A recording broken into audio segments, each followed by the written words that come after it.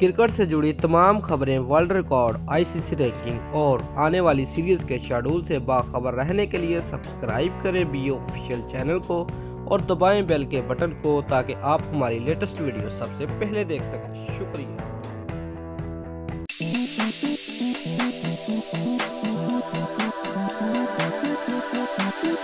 Viewers, कौमी team के जरहाना मिजाज ओपनर शर्जील खान अगर पाकिस्तानी क्रिकेट बोर्ड के रिहेबिलिटेशन प्रोग्राम में हिस्सा लेते हैं तो सितंबर 2019 में कौमी टीम की नुमाइंदगी करने के अहल हो जाएंगे।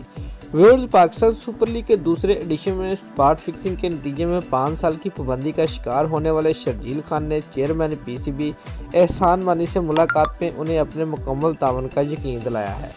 व्यूअर्स, पीसीबी के आला हकाम का कहना है कि शर्जील खान ने पाकिस्तान क्रिकेट बोर्ड की जानब से दी गई सजा को चैलेंज न करने का यकीन दिलाया है और वो रिहेबिलिटेशन प्रोग्राम का हिस्सा बनना चाहते हैं। व्यूअर्स, बाएं हाथ के बल्लेबाज ने पीसीबी को इस बारे में अपने मुकम्मल तावन का यकीन दिलाया है। उनका मजीद कहना था कि शर्जील खान अपने 2.5 साल की मुअत्तली की सज़ा मुकम्मल करने के बाद फास्ट बॉलर मोहम्मद आमिर की तरह जल्द अज जल्द इंटरनेशनल क्रिकेट में वापसी करना चाहते हैं।